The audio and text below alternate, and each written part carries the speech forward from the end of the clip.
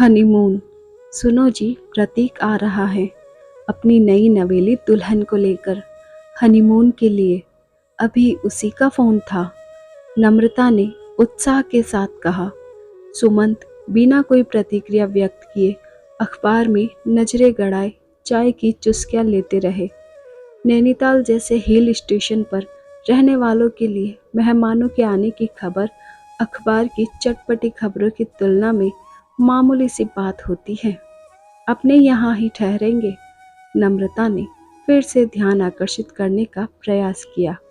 कब आ रहे हैं? खबर पूरी पढ़कर अखबार रखते हुए सुमंत ने निर्लिप्त भाव से पूछा। इसी महीने की 16 तारीख को 3 दिन का कार्यक्रम है। पर मैंने तो इसी दौरान मयंक के यहाँ जाने का कार्यक्रम बनाया था। बेचारा इतने सालों से कह रहा है। मयंक सुमंत के घनिष्ठ मित्र हैं। अल्मोड़ा में उनका फार्म हाउस है। काम के सिलसिले में वे अक्सर नैनीताल आते रहते हैं और हर बार दोस्त से मिलने उनके घर अवश्य आते हैं। 2-3 बार तो पत्नी के साथ भी आ चुके हैं। वे भी मियाँ बीवी 2 ही प्राणी हैं। सुमंत की तरह उनके बच्चे भी विदेश में बस चुके हैं। वे जब भी आते हैं इतने आग्रह से सुमंत और नम्रता को अपने फार्म हाउस पर आने का निमंत्रण देते हैं कि अब तो न जा पाने पर उन्हें शर्मिंदगी होने लगी है। पर क्या करें, सुमंत को अपने काम से फुर्सत ही नहीं है। अब इतने सालों में कार्यक्रम बना तो प्रतीक के आने की सूचना आ गई। प्रतीक नम्रता की मौसेरी बहन का बेटा है। नम्रता उसकी शादी में नहीं जा पाई थी, पर फोन पर बधाई देते हुए उसने आग्रह किया था कि वह हनीमून मनाने नैनीताल आ जाए। और अब जब वह आ रहा है तो वे कहीं और कैसे जा सकते हैं। नम्रता ने सुमंत को अपनी मजबूरी बताई तो वे मान गए। ठीक है, फिर कभी सही, कहकर वे तैयार होने चले गए और नम्रता खुशी खुशी प्रतीक और बहू के स्वागत की तैयारियां करने लगी। अतिथि देवो भव के भारतीय संस्कार नम्रता में कुछ ज्यादा ही गहरे पड़े हुए हैं। इसीलिए आए दिन आने वाले मेहमानों की आवभगत करते उसे जरा भी उकताहट नहीं होती, बल्कि दिल उल्लास और स्फूर्ति से भर उठता है। वरना वही नित्य की नीरस दिनचर्या। सुमंत तो सुबह के गए देर रात तक घर लौटते हैं। नम्रता भला टीवी, मैगजीन और बाई के संग कितना वक्त बिताए। फिर ज्यादातर मेहमान घूमने आते हैं जो सवेरे नहा धोकर निकलते हैं तो देर रात तक खाना खाकर ही लौटते हैं। इसलिए काम का ज्यादा बोझ भी नहीं बढ़ता और उनसे हंस बतिया कर नम्रता तरोताजा हो जाती। इसी बहाने उसे चाय नाश्ते के संग अपनी पाक कला के गुर प्रदर्शित करने के मौके भी मिल जाते। सुमंत भी ऐसे मौकों का पूरा लुत्फ उठाते हैं और खान पान के दौरान कई बार मजाक करने से भी नहीं चूकते। आप लोग आते रहा कीजिए, इसी बहाने हमें भी अच्छा खाने को मिल जाता है। नम्रता झूठ मूठ आंखें तरेर देती।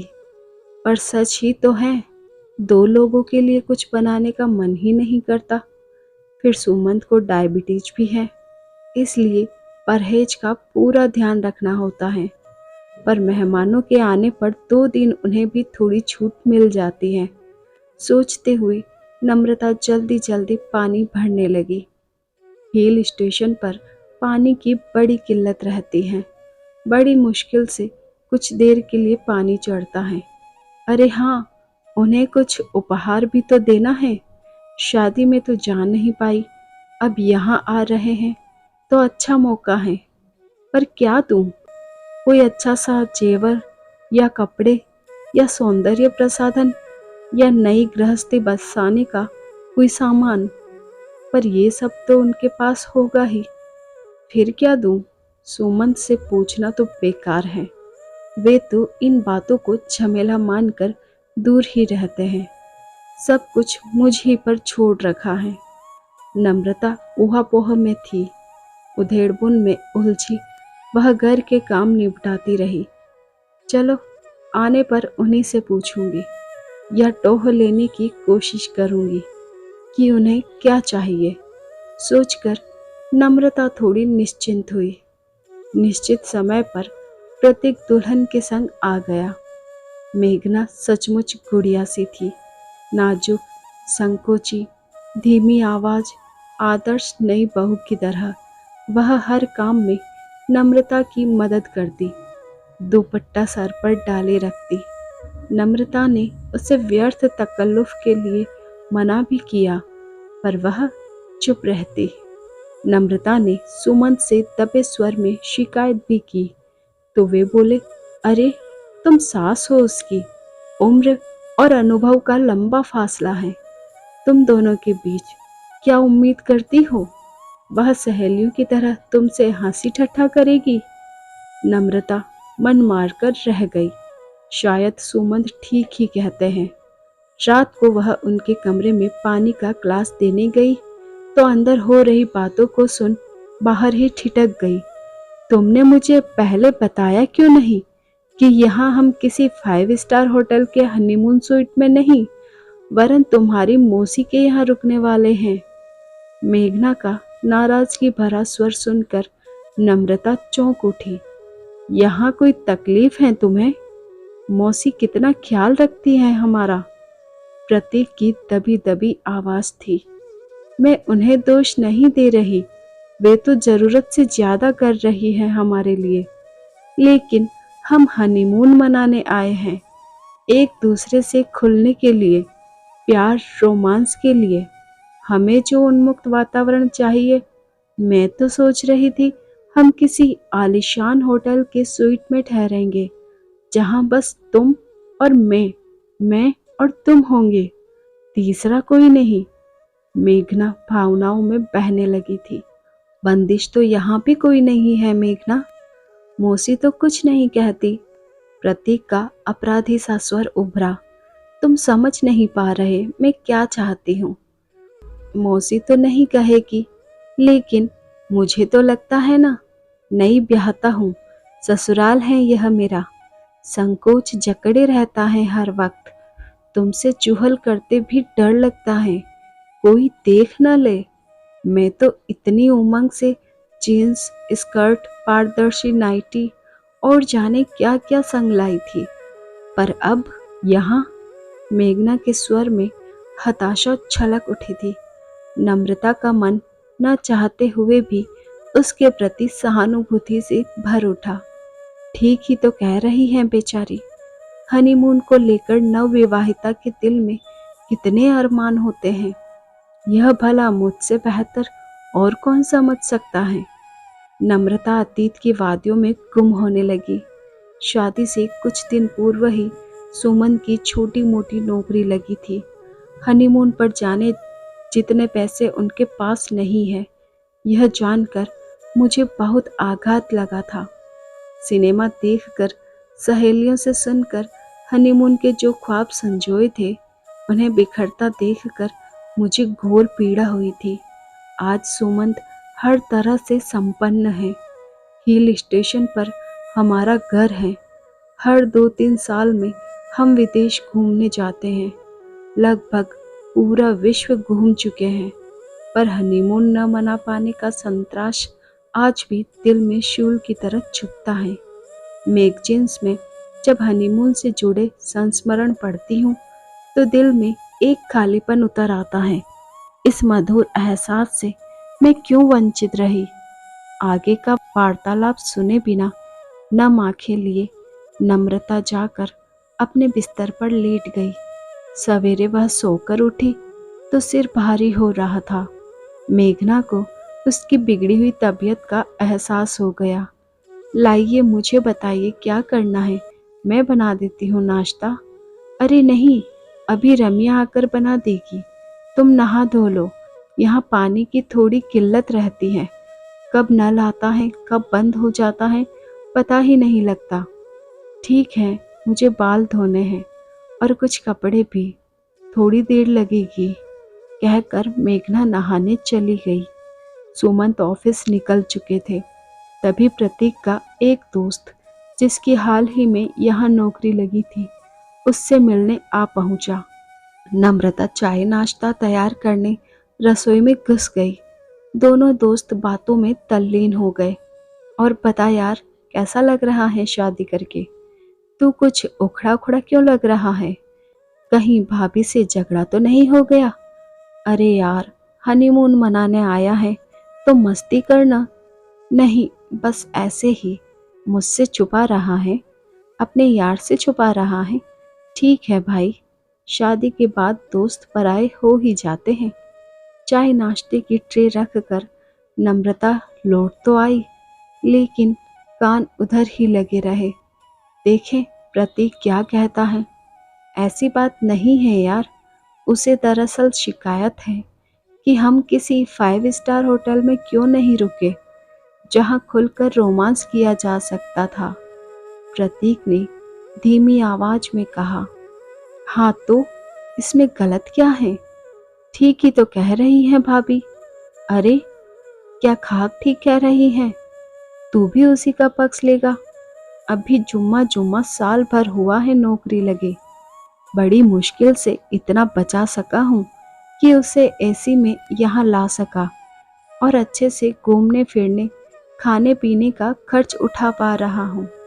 5 स्टार होटल में रुकते तो सारा पैसा स्वीट के किराए में ही निकल जाता। तो यह बात भाभी को क्यों नहीं बताता? बताई थी कल रात। कहने लगी कि पहले बताना चाहिए था, उधार ले लेते किसी से या नहीं आते। अब बताओ, गृहस्थी की नींव ही उधार के हनीमून पर कैसे रखता? लौटकर उधार चुकाने में हनीमून का सारा नशा ही निकल जाता। और आते क्या नहीं। अरे, शादी कोई रोज रोज होती है क्या? जिंदगी में एक बार शादी होती है और एक ही बार हनीमून। रोमांस के ऐसे मधुर पल भला और कब मिलेंगे? लेकिन तुम लोग तो मधुर पलों का आनंद लेने के बजाय आपस में लड़ रहे हो। इसीलिए तो रात से मन खराब है। यहाँ बताने की हिम्मत नहीं पड़ी। सोचा अभी से क्यों उसका मूड खराब करूं। पहुंचकर अपनी मजबूरी समझा दूंगा, समझ जाएगी। आदमी को जितना मिल रहा है, क्या उसी में संतोष नहीं करना चाहिए? कल को और कमा लूंगा तो देखना, उसे प्लेन में देश विदेश घुमाऊंगा, महंगे से महंगे होटल में ठहराऊंगा। पर दोस्त, अभी ये सब मेरी सामर्थ्य से बाहर है। चादर से बाहर पाँव निकालूंगा तो दुनिया के सामने नंगा हो जाऊंगा। प्रतीक के स्वर में हताशा उभर आई थी। दोस्त ने सांत्वना में उसकी पीठ थपथपाई और चला गया। अपनी आंखों में नमी महसूस कर नम्रता ने उन्हें तुरंत पोंछ डाला। प्यार भी कभी कभी कितना मजबूर हो जाता है। रात में नम्रता को मेघना से सहानुभूति हो रही थी, तो अब प्रतीक से। शायद दोनों अपनी अपनी जगह सही होते हुए भी कुछ मायनों में गलत हैं। मेघना को समझना चाहिए कि पैसा बहुत कुछ होते हुए भी सब कुछ नहीं होता। सुखी गृहस्थ जीवन के लिए एक स्त्री को पग पग पर समझौता करना होता है। अभी तो शुरुआत मात्र है। दूसरी ओर प्रतीक को चाहिए था कि वह मेघना को विश्वास में लेकर ही यहाँ आता। आकाश में ऊंची उड़ान भरते पंछी के अचानक पर कतर दिए जाए तो वह लड़खड़ाएगा ही। फिर भले ही आप कितना ही सहारा दो, संभलने में वक्त तो लगेगा ही। नम्रता गहन सोच में डूब गई थी। वे दोनों घूमने निकले। इससे पूर्व ही वह एक फैसला ले चुकी थी। बच्चों कहते हुए अच्छा तो नहीं लग रहा, पर मजबूरी है। दरअसल इनके एक घनिष्ठ दोस्त की बेटी की शादी अचानक तय हो गई है। लव कम अरेंज्ड वाला मामला है, तो हमें कुछ दिनों के लिए वहां जाना पड़ रहा है। तुम चाहो तो यहाँ रुक सकते हो, मैं चाबी दिए जाती हूँ, लौटते वक्त पड़ोस में दे जाना। नहीं मौसी, उसकी ज़रूरत नहीं है, आप निश्चिंत होकर जाइए, हम अभी होटल में शिफ्ट हो जाते हैं। वैसे भी पूरा दिन तो हम बाहर ही रहते हैं। प्रतीक ने बीच में ही अपना मत रख दिया। सब कुछ नम्रता की योजना अनुसार ही हो रहा था। अच्छा बेटा, जैसी तुम्हारी मर्जी, पर यदि तुम्हें होटल में ही शिफ्ट होना है तो इनके एक दोस्त का यहाँ 5 स्टार होटल है, वहाँ सही कीमत पर हम तुम्हारे लिए स्वीट बुक करा देते हैं। यह तुम दोनों को हमारी ओर से शादी का तोहफा है। अब इसके लिए इनकार मत करना, वरना मैं नाराज हो जाऊंगी। पर मौसी, इतना महंगा तोहफा? ना ना, तोहफे की कीमत नहीं आंकते। अच्छा, मैं सुमन से बात करती हूँ, तुम अपनी पैकिंग करो, मैं अपनी पैकिंग करती हूँ। प्रतीक के चेहरे से खुशी टपक पड़ रही थी, वहीं मेघना के चेहरे पर शर्मिंदगी और पश्चाताप के मिले जुले भाव थे। शायद उसे स्थिति का कुछ कुछ अनुमान हो गया था। नम्रता ने स्नेह से उसके सिर पर हाथ फेरा तो वह भावुक होकर उसके सीने से लग गई।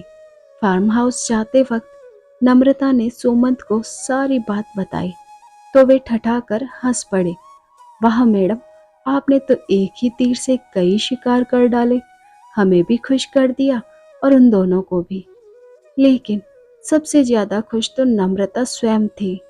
एक गृहस्थी को शुरुआत में ही टरक जाने से बचाकर उसने जमाने भर की खुशियां हासिल कर ली थी। धन्यवाद दोस्तों, आई होप आपको ये कहानी पसंद आई होगी। कमेंट बॉक्स में कमेंट करके बताइए कैसी लगी, और ऐसी ही और कहानियाँ सुनने के लिए चैनल को लाइक, शेयर और सब्सक्राइब कीजिए और बेल आइकन को प्रेस कीजिए। Thanks for watching.